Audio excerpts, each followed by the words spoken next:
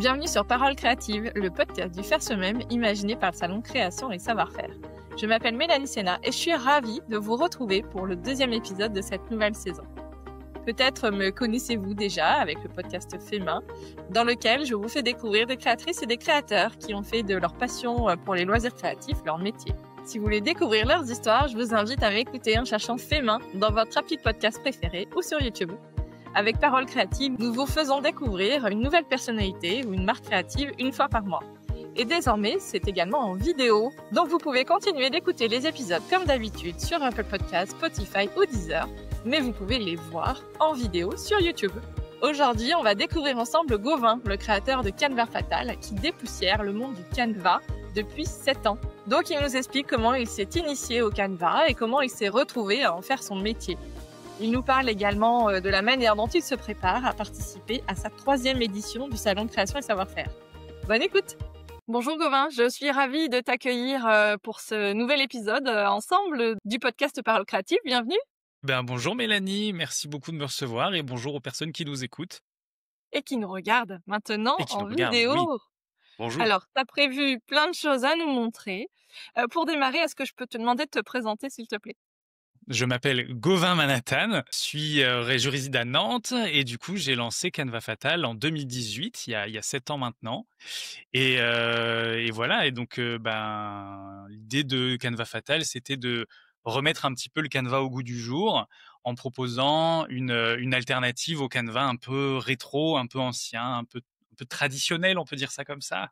Est-ce que je dis poussiéreux? Est-ce que c'est pas très gentil, poussiéreux? Ce sont tes mots, ce sont tes mots. Après, voilà, voilà, chacun passe la barre où il veut. Moi, j'ai commencé le Canva par justement le Canva traditionnel, donc forcément, voilà, j'ai toujours un peu ce petit attachement, mais à force, justement, je me suis dit que ça pouvait être intéressant de donner un petit coup de plumeau sur ce loisir créatif qui souffrait un peu de son esthétique, un peu à l'ancienne et tout. Et donc, c'est pour ça que je me suis dit, tiens, que ça pouvait être sympa de proposer du coup des canevas, mais qui soient illustrés par des artistes et qui permettent du coup d'avoir une approche un peu plus contemporaine de la broderie sur tapisserie. Et voilà, de pouvoir broder des choses qu'on ait envie d'accrocher chez soi à la fin. C'était ça un peu le point de départ. Oui, parce qu'il y a le plaisir du geste, mais après, c'est bien d'en faire quelque chose. Et donc de pouvoir Effectivement, l'exposer dans notre c'est ça, déco. c'est ça. Ouais. Ouais. Mais comment ça t'est venu depuis quand tu fais du Canva? Puis en plus, je vais enfoncer une porte ouverte, mais tu es un homme. Et dans le Oh là là, DIY, oui! Le mot est lancé, effectivement. dans le Effectivement, non, DIY, c'est ça.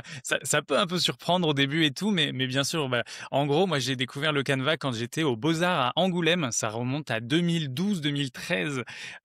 Donc voilà, j'étais aux Beaux-Arts à Angoulême. Et alors, ce qu'il faut savoir, c'est qu'à Angoulême, le Emmaüs local a un énorme rayon mercerie. C'est vraiment un très très beau rayon qu'il y a et donc qui a été rempli de Canva. Et à l'époque, du coup, j'achetais des Canvas un peu pour rigoler, pour faire une petite déco sympa dans notre grande coloc d'étudiants aux Beaux-Arts. Et en gros, au bout d'un moment, je travaillais aussi sur le pixel et je me suis dit, tiens, mais c'est marrant, il y a un peu ce rapport entre une image pixelisée, le Canva, la manière de construire l'image. Et du coup, je me suis dit, ça pourrait être chouette de mélanger un peu ces deux univers. Et du coup, je me suis mis à débroder certains Canva pour du coup réincruster à la place des personnages tirés de jeux vidéo. C'était un peu ça le début du projet. Et je vois du coup ton regard interloqué. C'est pour ça que du coup, je me ouais. suis permis d'aller en chercher un pour vous montrer un petit peu, voilà, un peu à quoi ça ressemble. Désolé pour les personnes qui sont en podcast, je vais essayer de décrire. Donc là, il faut imaginer, donc voilà, une petite maison enneigée avec un pont, une petite rivière, tout ce qui est de plus classique. Et donc là, à cet endroit ici, en bas à gauche de l'image, il y avait à l'époque une petite fille qui ramassait des brindilles, qui ramassait des petites branches pour aller sûrement mettre dans le feu de sa petite maison derrière. Et moi, du coup, je me suis dit, tiens, mais c'est marrant, cette ambiance-là, ça me fait beaucoup penser au jeu Dark Souls, qui est un jeu un peu iconique du jeu vidéo, de l'univers du jeu vidéo, où on est en gros un personnage où on va combattre des démons et des morts vivants, des choses comme ça. Et pour sauvegarder la partie, on va se reposer auprès d'un espèce de feu de camp avec une épée plantée. C'est du coup ce que j'ai rebrodé à la place, avec du coup notre personnage qui du coup se repose à son feu de camp et tout. Et voilà, et donc ça, c'est Probable. une des réinterprétations que j'ai faites, mais j'en ai fait beaucoup, beaucoup, beaucoup d'autres. avec des jeux, assez iconiques, de toutes les époques. Au début, j'ai démarré avec les jeux vidéo justement pixelisés, donc il y avait du Street Fighter, il y avait du Sonic, du Mario Kart, du Pokémon, voilà, plein de jeux comme ça et voilà, j'ai commencé à faire ça quand j'étais étudiant et de fil en aiguille, j'en ai fait toute une série et à la fin de mes études, je me suis dit: «Tiens, bon, mais ça, c'est vachement cool, mais pourquoi je tombe que sur des canevas, moches et et ennuyeux?» Et c'est là que du coup, je me suis dit: «Ça pourrait être cool de lancer mes propres canevas». Voilà un petit peu l'historique. Très bien. Mais tu t'étais donc là, tu es à la fin de tes études et tu te dis, «Ça y est, je vais lancer une entreprise» ou c'était pas autant structuré ça et tu t'es dit: «Oh, je vais tenter un truc, et puis je vais chercher un boulot à côté et puis on verra bien»? C'était un peu ça, ouais. Bah, effectivement, moi, je me destinais absolument pas à cette carrière-là. À l'époque, moi, donc j'avais un petit boulot, j'étais, surveillant dans un collège. Ça me plaisait très bien et je me vouais plus parce que bon, à la fin des beaux-arts, les débouchés sont pas non plus Mmh. énormes. Alors j'étais Mmh. à Angoulême, donc j'avais aussi des projets de faire de la bande dessinée, ce que j'ai fait entre-temps, mais je trouvais ça vachement cool et je me disais: «Tiens, bah, je passerai bien le CAPES et pour être prof d'art plastique et voilà, continuer mes petits projets artistiques de mon côté». OK. Sauf qu'en fait, ben, effectivement, au début, ça a démarré, assez fort dès le lancement, de Canva Fatal au début, donc c'était vraiment une grosse surprise et moi, j'avais pas du tout anticipé ça et c'est que vraiment que d'année en année que je me suis dit, bah, après le covid, donc 2021, que je me suis dit qu'effectivement, bah, comme ça retrouve quand même un écho auprès du public, ça pourrait devenir, ben, pourquoi pas mon métier et c'est à partir de ce moment-là que du coup, j'ai vraiment structuré. Avant, j'étais en micro-entreprise et je suis passé en société du coup à cette période-là. Et j'ai quitté du coup mon job, alimentaire pour m'y consacrer à 100. Voilà, voilà. Génial, j'adore l'histoire, c'est trop bien. Donc finalement, pivot par rapport à tes plans, initiaux et alors donc le côté fatal dans Canva Fatal, c'était pour marquer un peu Mmh. une rupture, j'imagine, voilà, de prendre le C'est contre-pied exactement de ça, ouais, effectivement, ouais, bah, voilà, je me disais: «Bon, le canevas de mémé, ça va bien». Je voulais vraiment en plus, bah, à l'époque, j'étais jeune et rebelle, donc je m'étais dit, voilà, je voulais un nom qui vienne un peu, claquer avec justement l'esthétique un peu kitsch, un peu plan-plan du canevas et je me suis dit: «Canevas Fatal», ça je sais pas, ça m'a sonné bien à l'oreille et c'est resté comme ça. J'ai hésité plusieurs fois à changer de nom et les gens m'ont dit: «Non, non, mais maintenant c'est bien, c'est acquis par les gens et tout, donc autant le garder». ouais, non, non, c'est rigolo et alors le Canva, comment on fait ça? Parce que moi je me suis demandé tout à l'heure, j'ai été regarder quand même, je me suis dit donc je pense que j'en ai fait, hein, quand j'étais, gamine, je suis un petit peu plus âgée que toi. Donc j'ai dû en faire, quand j'étais enfant, et j'ai découvert. En tout cas, j'ai fait du point de croix aussi dans ma vingtaine, tu vois? Ouais, vingtaine, début de trentaine. Mais en fait, j'ai vu que sur ton site, tu disais que c'était plus simple que le point de croix. Parce que le point de croix, donc bon, alors c'est quand même très simple, hein, globalement, faut compter et après faire une croix avec donc, aller en faire en diagonale, relier 2 points en diagonale et puis l'autre point dans l'autre diagonale Exactement, et là, en fait, on fait un demi-point. c'est C'est ça. encore plus simple. Exactement, on fait une seule des 2 diagonales, donc du coup, techniquement, on va 2 fois plus vite et aussi on a 2 fois moins de en plus, comme du coup la différence avec le canvas, c'est que la toile est imprimée, Et c'est donc c'est-à-dire imprimé, qu'il y a voilà, même pas à côté, voilà, il à y a même pas reporter. la charte à côté, pour compter et tout, donc du coup, voilà, on a juste à suivre le motif et savoir où s'arrêter. Bah, à la fin de la couleur imprimée, on change de ligne et on repart dans l'autre sens, tout simplement. Voilà. C'est pour ça justement qu'on le donnait à faire aux enfants parce que c'était, Oui, quelque chose voilà de vraiment très, très accessible techniquement et ouais franchement je pense que c'est un des loisirs créatifs les plus simples qu'il y a à pratiquer. Après évidemment, là où, bah, c'est intéressant aussi, c'est qu'on peut commencer vraiment très, très basique et on peut aussi aller voir des choses un peu plus techniques. C'est ce que je propose aussi, il y a des canevas pour tous les niveaux qui sont vraiment, enfantins, voire vraiment des choses qui vont être vraiment très complexes avec des histoires de dégradés, de points spéciaux, de points lancés, des choses comme ça qui vont être justement, bah, des petites choses qui vont permettre de sublimer un peu son ouvrage, d'accord, qui reste globalement optionnel. C'est ce que je dis beaucoup parce que du coup, oui. l'idée c'est pas de bon après il y a vraiment des canevas qui sont de base difficiles. Ce qui va apporter de la difficulté, c'est plus au niveau du cheminement, du fil qu'on va choisir. Après tant qu'on y passe le temps, tout le monde peut arriver à finir n'importe quel canevas. Après, effectivement, du coup, il y a des fois des petites questions qu'on peut se poser au niveau de la symétrie, au niveau des courbes, au niveau des petites choses comme ça, mais globalement, si on suit l'image, ça se passe toujours bien. D'accord. Voilà, Il y a aussi des questions d'économie de fil. Si tu le fais, effectivement.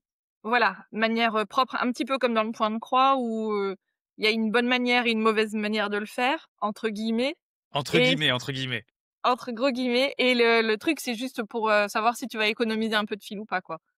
C'est ça, bah oui, parce qu'effectivement, du coup, en plus de la toile, il faut aussi du fil et moi, j'utilise du coup du fil DMC, donc c'est un fil qui est d'une qualité exceptionnelle, mais malheureusement qui coûte un peu cher. Donc il faut quand même faire un peu attention effectivement à économiser un petit peu son fil, donc des fois à choisir un petit peu à l'avance le cheminement qu'on va faire pour éviter de se retrouver à avoir, trop de pertes de fil à Ouais, l'arrière du canevas notamment ou des choses comme ça. Mais après, ça reste des choses qui s'optimisent, avec la pratique et qui viennent assez spontanément, on s'en rend compte, en ouais, ouais pratiquant. et tu brodes avec 2 brins? 3 brins? Combien de brins? Alors le fil DMC, alors moi celui que j'utilise c'est le rotor mat et du coup il ne se dédouble pas. Il est comme D'accord. il est Le rotor, rotor, c'est il ça? est voilà, OK. il y a tous les brins, ensemble. OK, donc quelque part, c'est encore plus simple. Voilà, exactement. Tu as pas besoin de On peut pas jouer contenir sur la de fil couvrance, pour les du fil. retirer. OK. Parce qu'en plus, évidemment, on perd toujours à un moment donné, les autres bras qu'on n'a pas utilisés, ils sont Et toujours: oui, «Non, c'est bon, je les mets là, je vais les retrouver après». ils Enfin, finissent par s'en mêler et puis hop là, fini. OK, bah, génial et donc 7 ans déjà et troisième participation au salon création et savoir-faire, c'est ça? Et oui, troisième cette année effectivement. J'ai hâte de retrouver un peu cette ambiance-là du coup. Toujours un peu au même emplacement, vers le fond, que dans mon angle et tout, je suis très bien là-bas et puis c'est chouette. Rencontrer du Donc coup les gens, rencontrer les copains, copines, créatrices, du coup sur place et tout, c'est toujours un bon moment et tout ouais non, c'est un peu l'apothéose de la fin d'année et donc non, c'est vraiment un chouette moment. ouais et puis, pour toi, c'est idéal parce que c'est, finalement, un beau cadeau qu'on peut s'offrir ou offrir à d'autres personnes aussi et comme c'est très simple, c'est enfin très accessible quoi du coup. Ça veut dire qu'on peut aussi offrir ça, comme on disait aux enfants ou, évidemment aux adultes. Donc, la période de Noël aussi, c'est un bon moment quoi, pour toi? Ça, c'est sûr, effectivement, ça tombe plutôt bien pour moi. Ben, bah, oui, parce que du coup, ben, moi, je fais aussi en sorte d'essayer de proposer des kits, le plus accessible financièrement possible.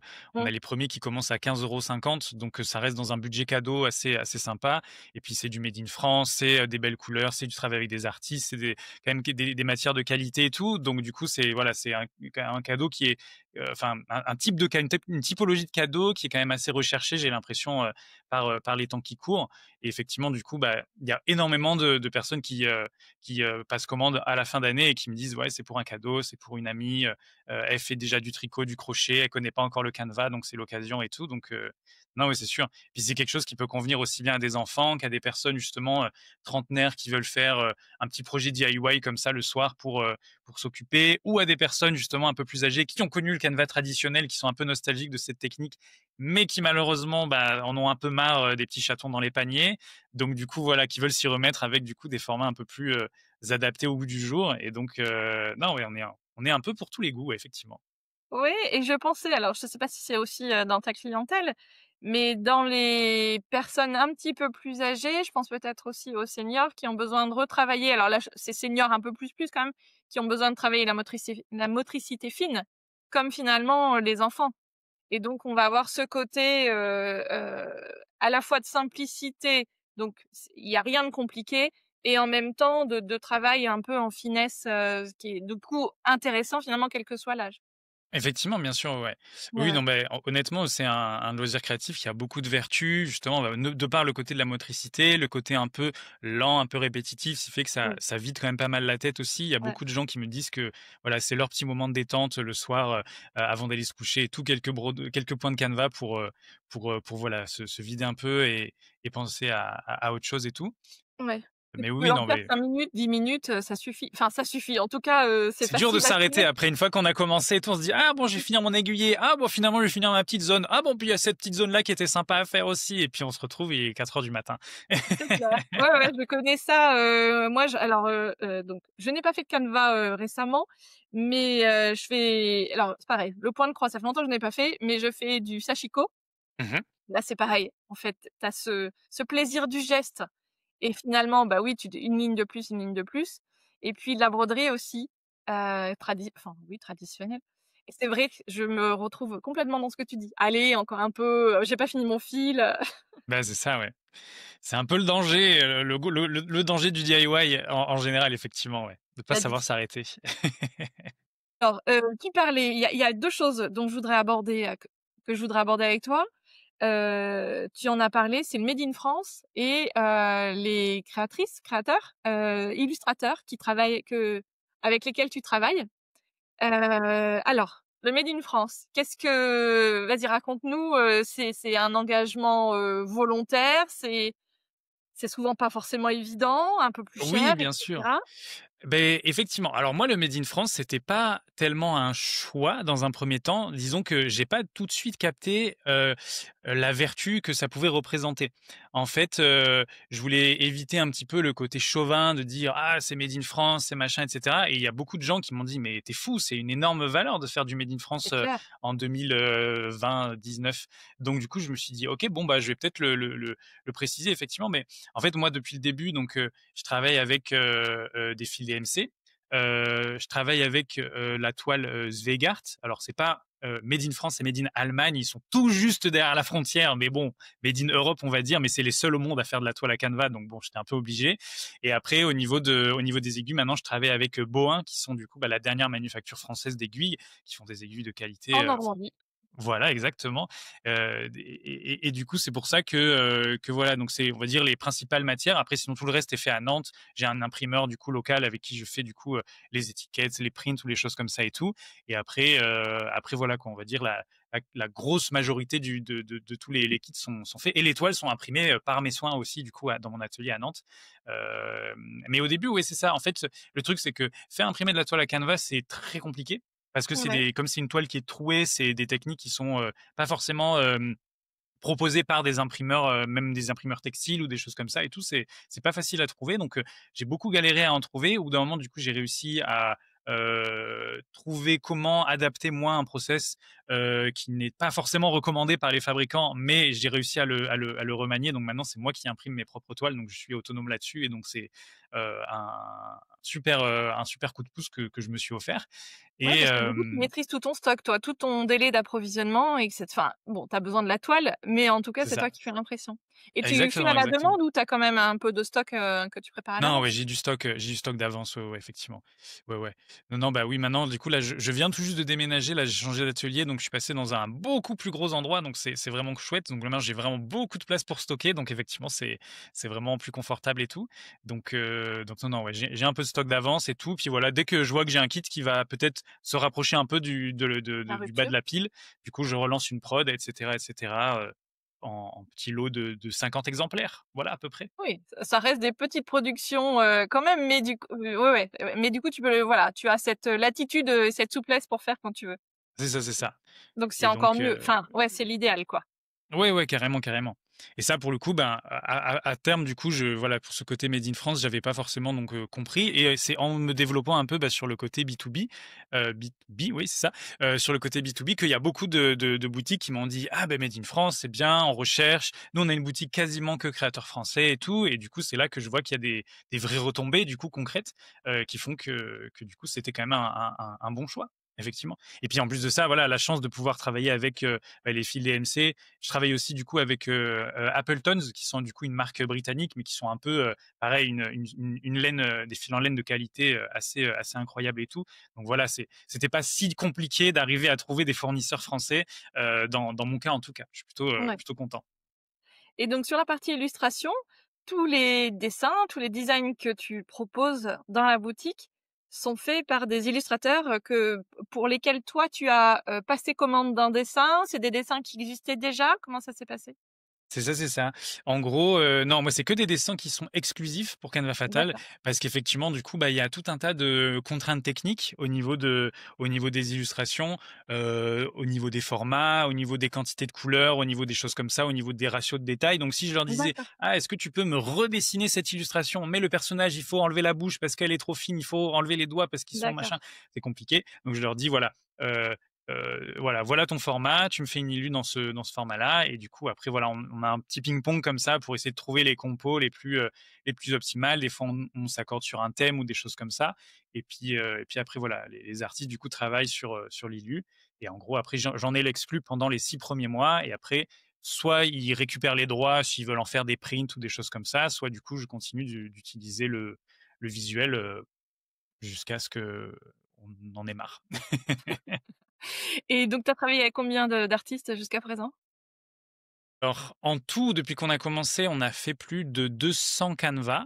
Donc, des fois, on Ouais, retravaille avec les mêmes illustrateurs ouais. et illustratrices, du Mmh. coup, plusieurs fois, mais je pense que ça doit faire entre 100 et 150 artistes en Ah tout. ouais, ouais, c'est conséquent. Même déjà Ouais, ouais, 200 ouais. produits, 200 créations, c'est conséquent, même en Et 7 oui, ans. ça commence à faire, ouais, ouais. Ouais, C'est ça et donc oui, oui, j'ai pas le nombre exact, mais du coup, voilà, c'est ça. Déjà, au début, ouais, j'ai commencé avec, des amis, après des amis d'amis, après des gens que je connaissais pas et après des internationaux aussi et donc maintenant, ouais, j'essaie d'aller dans toutes les directions, vraiment dans le monde ouais, entier. On bosse avec des ouais. artistes, coréens, japonais, malaisiens, beaucoup en Europe aussi, Brésil, Portugal, voilà, plein de gens très, très talentueux et voilà quoi. Trop content de pouvoir faire découvrir du coup des univers, colorés, variés, à notre public qui est toujours en demande de belles images, de belles illustrations.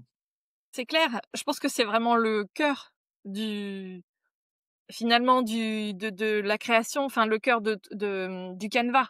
C'est Ouais, l'illustration, en fait. C'est ça qui va déclencher le beh, coup de cœur c'est ça. et que tu auras envie de le broder ou tu te diras, enfin, tu vois, si tu es pas déjà persuadé que le canevas, c'est un truc super à faire, tu vas venir par l'illustration, à mon avis.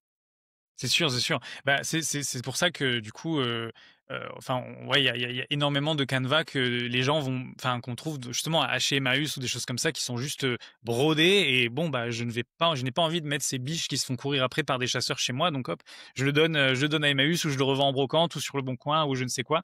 Alors moi, à l'époque, ça faisait mon bonheur parce que du coup, ça me faisait plein de canevas pas chers à retoucher pour rajouter, Super Mario, dans un coin mais effectivement, du coup, de voir que bah voilà, on voit que là les gens du coup sont quand même vraiment à la recherche d'un visuel et que voilà après c'est facile de pouvoir en fait quand on le voit derrière moi donc là c'est le bureau de ma compagne il y a beaucoup de prints il y a beaucoup d'images il y a beaucoup de posters des choses comme ça et de pouvoir dire c'est moi qui ai réalisé du coup cette image là en y mettant ma personnalité en y passant du temps en y mettant beaucoup d'attention et tout c'est encore plus de valeur pour la personne du coup d'avoir réalisé un objet pendant quelques dizaines d'heures des fois quand même pour le canevas, ça demande quand même pas mal de temps, on va pas se mentir. Ouais, ouais, ouais. Moi enfin, bon, moi, je suis plutôt temps long, tu vois? C'est pour ça que je fais des podcasts aussi. J'adore, se prendre le temps. Je fais du patchwork, donc on est bien dans le temps long. Hem, Après là, l'avantage, c'est que tu peux pas trop te louper finalement, hein. Tu vas pas rater grand chose et ça, c'est parce que tu sais, c'est aussi un peu le truc de dire, hem j'ai passé du temps, à faire une peinture, une broderie et cetera et l'exposer. En plus, nous, évidemment, on voit un peu, on sait là où sont les petites erreurs et cetera. Là, avec le Canva, tu as moins ça parce que finalement, le risque d'erreur, il est moindre. Donc tu as encore plus envie Effectivement. d'exposer.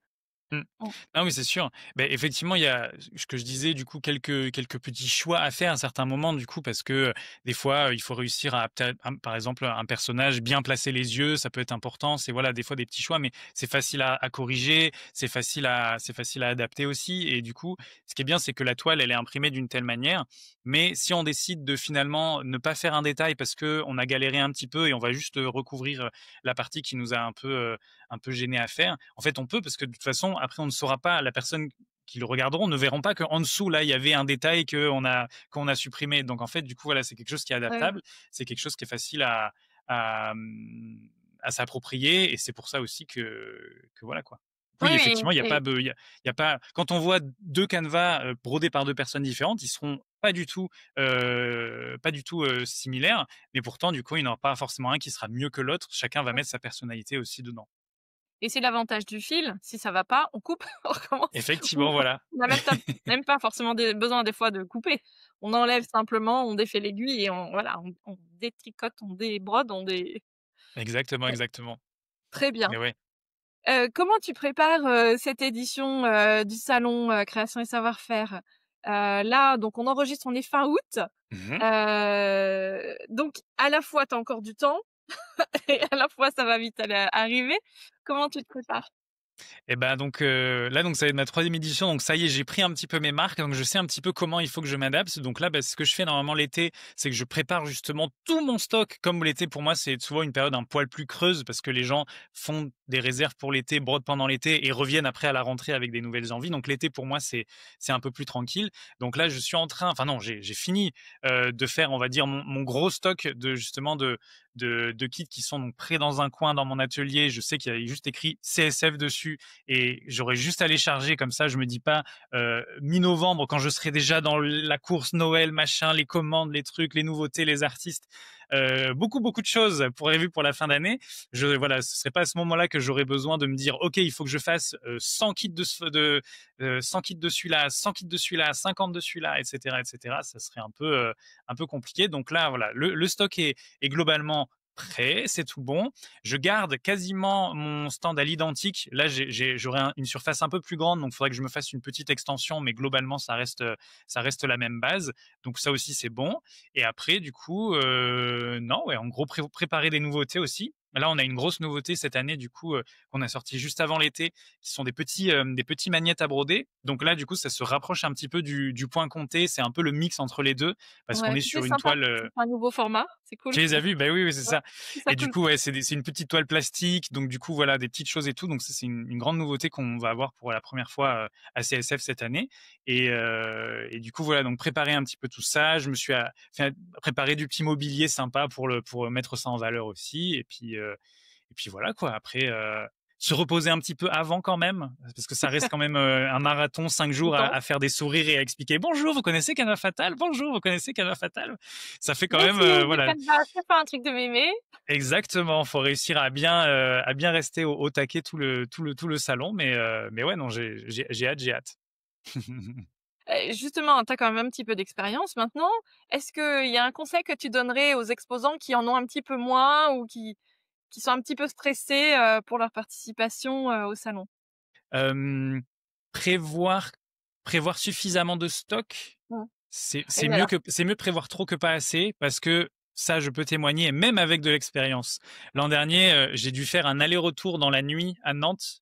Heureusement que c'est pas loin de j'habite pas loin de la gare pour Oui, faire un restock d'un kit qui je ne com enfin je voilà, je suis très content, mais je sais pas trop expliquer pourquoi. j'avais Il pas a anticipé. surperformé et en gros, le stock large que je m'étais prévu sur les 5 jours a été décimé dans les 2 premiers jours et demi. Donc du coup, j'ai dû retourner à mon atelier à Nantes dans la nuit, dormir 3 heures et plus dans le TGV pour ramener du coup une valise pleine de ce kit-là que j'avais prévu pour mon retour. Moi, tu as pas eu Voilà. à les imprimer, dans la nuit? Ouais, non, c'est ça. Heureusement, je savais qu'ils étaient déjà prêts. J'en avais une cinquantaine déjà de côté et tout, donc c'était bien. Mais Ah du coup, purée. voilà, essayer de bien gérer son stock, c'est, je pense, un conseil qui peut être bien pour le début, quoi. Ouais, Voilà. mais les alors je suis d'accord avec toi, mais finalement, c'est toujours hyper difficile de C'est savoir très combien, difficile. hein, et donc tu l'as prouvé, La finalement, preuve. voilà, un modèle, que tu pensais pas vendre autant, c'est Mmh, vendu sans c'est ça. explication, en Exactement. masse. Ouais, OK. Mais non, non, mais bien identifier ses best-sellers aussi. Alors des fois, c'est quelque chose qu'on peut déjà travailler un petit peu sur des salons, un peu plus petits et tout. Donc voilà, essayer d'identifier ses best-sellers et savoir comment les mettre en avant, savoir comment, voilà, préparer les stocks en fonction de tout ça et puis voilà. Et surtout, voilà, rester souriant parce qu'il y a beaucoup de gens qui vont passer, donc il faut donner la même énergie à la première personne qui va arriver le jeudi matin qu'à la dernière qui va partir le dimanche soir. Donc voilà, c'est un marathon. Il faut garder, moi, petit conseil, des petites madeleines sur le côté du stand. Comme ça, hop, dès qu'on a besoin d'un petit coup de boost de sucre, voilà, des petites madeleines sur le côté. Et puis voilà. C'est le secret. On saura alors quel est ton Voilà. secret, très bien. Et ben parfait. Écoute, merci Gauvin, c'était chouette de te rencontrer et d'en apprendre un peu plus, sur cet art qui donc forcément, tu vas avoir un peu de concurrence qui va arriver, avec, voilà, en remettant un petit peu le canevas au goût du jour, forcément ça Effectivement, va c'est un peu le dynamiser le risque. concert. Ouais, au sens large. Très bien. Et ben écoute, on passe sur ton stand, c'est promis. Oui, Merci beaucoup et puis, merci Mélanie. bon courage pour la dernière ligne droite. Allez, on est chaud. À bientôt. À bientôt, merci beaucoup. C'est tout pour aujourd'hui. Alors, ça vous a plu le Canva? Vous avez envie d'essayer? Si vous avez aimé cette conversation, sachez qu'il y a plein d'épisodes à découvrir en audio et en vidéo. Donc abonnez-vous dès maintenant sur la plateforme sur laquelle vous l'écoutez maintenant. C'est évidemment gratuit. Et partagez le podcast à votre communauté créative en nous mentionnant. Que ce soit sur Instagram, Facebook, TikTok, Pinterest ou YouTube, vous retrouverez le compte de création et savoir-faire avec le nom Salon DIY. Et rappelez-vous, chaque création a une histoire. Et la vôtre commence ici. À très vite sur Parole Créative.